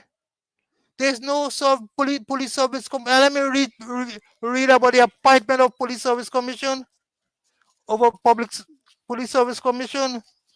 And it will say the police service commission shall consist of a chairman appointed by the president acting after meaningful consultation with the leader of the opposition from among persons appointed under paragraph C. B, the chairman of the public service commission.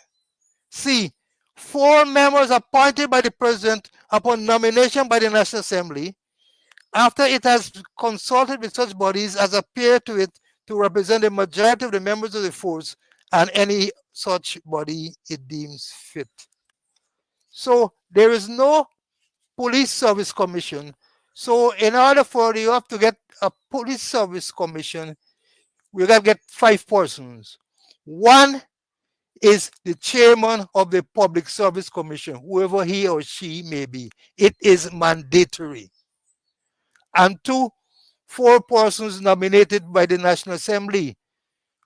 They have the process is that persons who appear or bodies which appear to have the interests of members of the force, they make recommendation to the parliament, and the select committee will reach and decide and send the list of the recommendation to the president, and he will choose a chairman based after meaningful consultation with the leader of the opposition. So there is no police service commission. So I know they make inspector. There's no police service commission, none whatsoever. They haven't gone through that process there as yet. And the bodies who would make recommendations, like the police association, like the police officers association, like the women's police association, the ex-police association, those are the persons generally who would make recommendation. But what they're doing, or what they did, forget us out from the police service commission.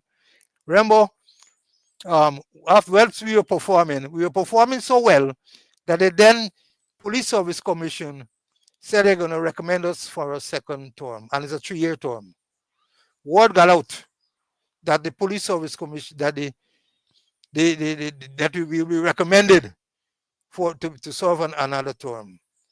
And what they do, they got Brutus, and Brutus hold an illegal elections, and he served as the returning officer, and he had Premnorine when he come out to the meeting. Prem Narayan became the chairman, and there are some people who names that they had given to them and say, we want these people to be members of the members of the police service, of the police association. And those persons were given names to submit to parliament who they want to be members, the 4 persons members of the police association. And they did the biddings. And remember when they had the promotion, all of them at the association were promoted, including Prem Narayan, who moved from inspector to a superintendent. And then I backtrack a bit. After Brutus held the election or the selection, Happy got to find out he didn't know, but he was performing the duties of the commissioner. And Happy vitiated Brutus election. And he get emptied to hold another election on the same day. And Brutus come up, not Brutus, MTH, after MTH, so was return officer, the elected persons to serve. And the whole process, Happy vitiate again. After he was called to at Carmichael Street, he was called to at Freedom House, he was called to at Ministry of Affairs, and he wrote that he vitiated both elections. After he vitiated both elections, that the one that elected Prem Narayan was a legal one. And they disenfranchised thousands of policemen who didn't have the opportunity to at least nominate persons who they want to be on the commission. They violated Standing Order number 35. They violated Section 43 of the Police Act. They violated Section 44 of the Police Act, Chapter 1601.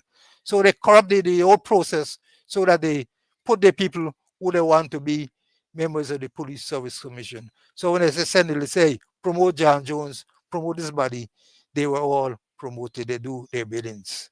And there's the whole thing. So the bottom line I want to make is that the president has no authority, none whatsoever, to promote a lance corporal, a corporal, a sergeant, and more so an inspector. Promotion of lance corporal to sergeant is the sole authority of the commissioner of police. And inspector to assistant commissioner, it is the police service commission, and we don't have a police service commission. The police commission and term finish after 3 years. It done in May. They ain't get none. So I don't see how I hearing the president make promotion for constable from lance corporal to sergeant and inspector. Wrong, and people must challenge it to finality. Well, as we say, is an executive con job, an executive lawlessness. That is what it is, an executive con job, an executive lawlessness. I know, CC, you're pointing out, I think the Article 94, which says that the president can be removed from office if he violates the Constitution or for misconduct. Well, we ain't gonna wait for that, because in this process, so we get, that ain't gonna happen for just now, but we get September the 1st coming. September the 1st coming, I've got to vote them out. Vote them out. Don't wait for go to court for court, and then they can go all the way to the CCJ and wasting money. You and I have the opportunity on the 1st of September this year, Monday the 1st of September, to go and register our dissatisfaction with all the violations of the Constitution. Police ranks, you too. I mean, you are law enforcement officers. You took an oath to obey, to carry out the law. And even if you see the president violating the law, even though they're trying to set a favor in you and so on, do the right thing, man. Do the right thing. Don't be conned. Don't be conned, because I suspect, because even though they indicated that these things are to take effect from today, given the memo from DC admin that I read, I don't know that anything happened.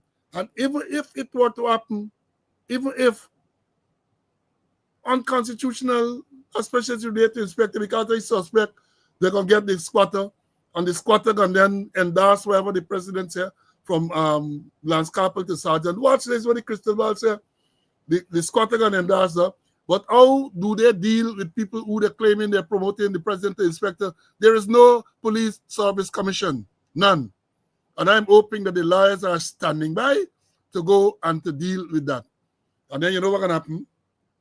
It has happened before. We have precedent where, well, by then they're gone. By then they're gone. Because what happened in the last occasion, the Chief Justice ruled, as we had argued, that the Police Service Commission was not fully constituted. And therefore, all the actions that they took in the absence of the chairman of the Public Service Commission were unconstitutional. But then she used the de facto doctrine to say, well, the actions that they took to promote people, that should stand, because those people should not be disenfranchised by the unconstitutional action of the president and the then Police Service Commission. So we can vote them out. That's what we got to do. We got to vote them out. Now, somebody make a comment here about my lawyer, Mr. Selwyn Peters from Canada, how he drinks soup. Selwyn never drank soup. The thing that Selwyn was drinking was named mulgatani. I think it's sheep guts, a little tamarind, and so on. It's an Indian delicacy. So don't mix up soup, or as we guys say, soup. The man did not drink soup. The man drank mulgatani. But having said that, I must say, it seems as though the mulgatani has a more serious effect than the regular soup. So soup drinking, as we would call it, we know why soup drinking, but it looked like when you drink mulgatani, it's a bigger kick than when you drink soup. Selwyn, what's you say, man? What you say to that, Selwyn? Mulgatani or soup? Mulgatani or soup? I came where you say, y'all can't come between me and Selwyn. Y'all can't come. Folks, what? 2 hours done already, you know.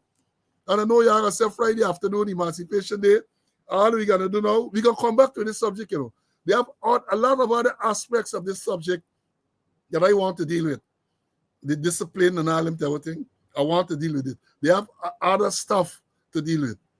And therefore, we are gonna come back on the next episode, and we're gonna address other issues relating to this same unconstitutional action by the police. We get a lot of other laws to quote and all them everything. We have all of that to do. So, folks, let me bring in Mr. Conway for his closing, and then we're gonna give you a look forward and be out. CC, your closing remarks. I'm wondering. I ain't looking into crystal ball. I'm wondering, what happened to that matter where a policeman from West Demerara, Region 3, charged for traffic offense, was sentenced to 9 months in prison. Unlike Larimo, went to prison, came back, wasn't dismissed, wasn't interdicted. And when he turned up, they say, hey, you really getting paid for 9 months. You got to pay back the money. I wonder what happened to him. I wonder what happened to the matter. I wonder those persons who should have been did those checks and balances from the station sergeant to the prosecutor to the traffic officer to the detective officer to the commander to the 2IC to the finance people, or the whole chain. I wonder what really go on, or what happened with them. And I wonder what happened if they're doing an investigation in terms of financial irregularity in Region 1, Region 8, Region 6, Quartermaster Store, Police Finance Office. I'm wondering. I wonder if they're going to emancipate themselves. Emancipate yourself from mental slavery. None but ourselves can free our mind. So says Brother Bob, the prophet, Brother Bob Marley. Now let me correct one of these students here. Raul said that my lawyer, referring to Selwyn, he met police grab me by my arm, and then he didn't do anything. That is not true.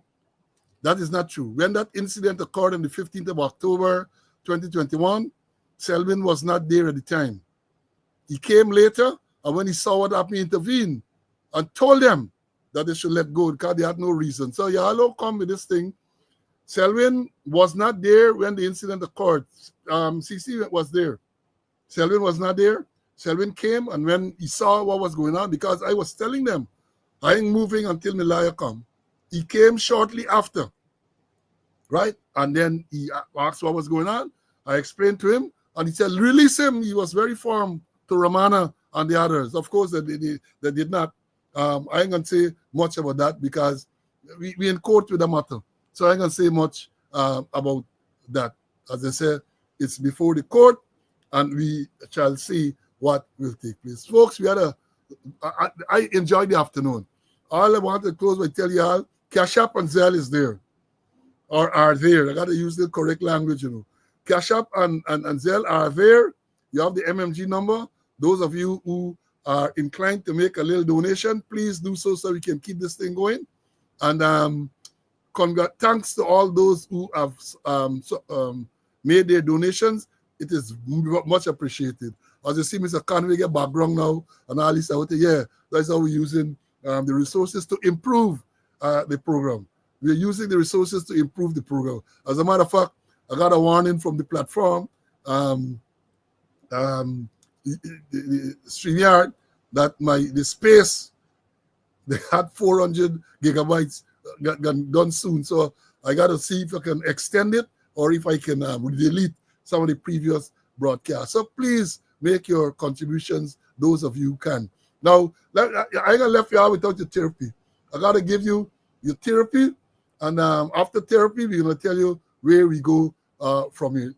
Therapy is important because they are on the campaign trail spewing a lot of lies, giving the people the impression that they're so clean. They are dishonest, they are corrupt. And come September 1, we will get rid of them. Sit there and fabricate that. Unless you say who the person is, I can't comment on anonymous people. Okay, well, let's talk about specific individuals. What is your relationship with Mr. Su Jurong? Su? Oh, Su? My relationship? Nothing. He's a tenant in my place, yeah. And he's a good friend of yours? Yes, yes, he is a friend of ours. He claims. Yes, Jack Dio. Su, the same man. Su, yeah, Su Jurong. Who alleged? It's an allegation, mind you, and there's a presumption of innocence until you're proven guilty by a competent court of law. But there's an allegation that you take, or you took, or you took. Let me use the past tense. You took $500,000 US from Chinese businessmen to facilitate contracts and so on. That is the allegation. Never investigated. Never. And I continue to say that you, Bara Jagdeo, has the power and the authority that if you wanted a proper investigation to be done by a competent authority to clear your name, that you could have done so. In the absence of that, that stench of that allegation will linger with you. So when you stand up on the stage and all this everything, and you're talking all sort of crap, when you look or when you smell something, it's the stench of corruption. When you look up and see something circling around your head, it's the allegation of corruption circling there. Allegation. And then my favorite man now, I gotta play all this one. You who are out there, if they come, we gotta shoot and scoot. And shoot good and scoot. And keep shooting and scooting until help arrives. Y'all tell me, you really want them people to lead you again? You really want those people, Mr. Shoot and Scoot and Jagdeo, Su Jurong, and them to lead you again? Folks, we have had a long afternoon. The next God Spare Life. Again, let me say happy Emancipation Day to all the descendants of African slaves. Not Priya Manik Chan, the Minister of Education. She's not a descendant of African slave, right? She's not. So to all different, know your history. I implore you to read. I told you all about the EGI, the Equality Justice Initiative. Those of you who live in the U.S. should make that one of your bucket list. Go to Alabama, Montgomery, and visit that place. And it brings water. You can bring water to your eye when you read what it did to our poor parents, when you read what it did to the slaves. I also implore you to look at Till. There's a movie called Till to see what these racist white people did to that young boy, that young African boy. And that was a turning point, because when the time for his funeral, his mother insisted that the coffin should not be closed.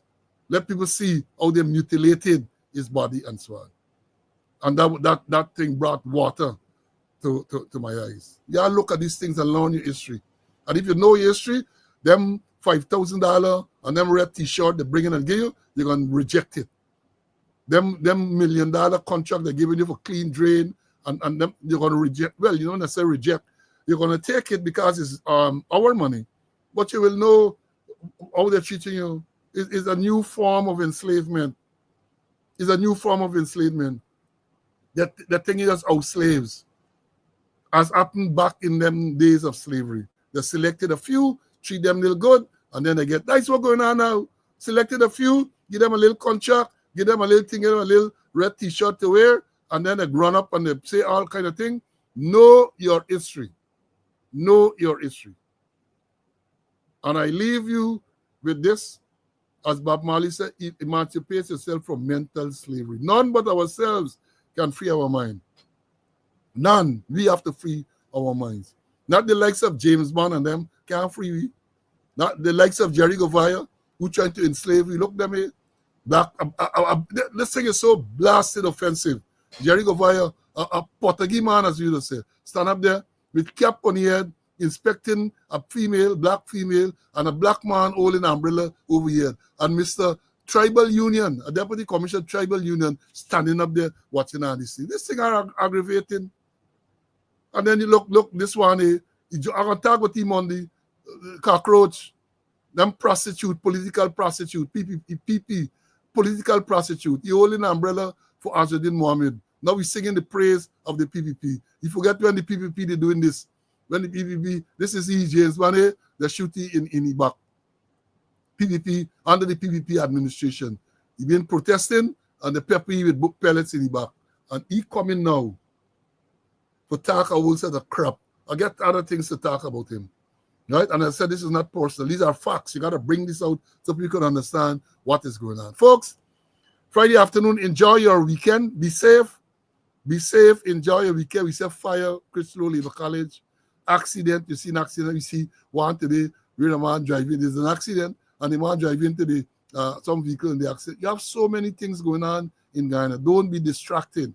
Remain focused. Police up ranks. Let me tell you all this. As most of you know me very well, right?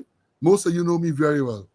I come here, I try to teach you what is right from what is wrong. Don't be fooled. Don't be fooled. I say, many of the people who were promoted are deserving of the promotion. Or, well, not who are likely. Ask yourself this question. Promotions were held in February this year. I'll talk about it more on Monday. Promotions were held. Why were you not promoted? Why? So they come now and try to curry favor you, and the president making all sort of announcements and so on. Be wise. Be wise. Think about what I have said. Right? Think about what I have said. And when the time comes, you have the power to fire them. You have the power to fire them. So, folks, God spare life. We're going to come again Monday. Monday's 11 o'clock. We're going to come Monday at 11 o'clock for another episode of Speaking Out, Exposing Corruption and Incompetence. Until then, stay well, bye.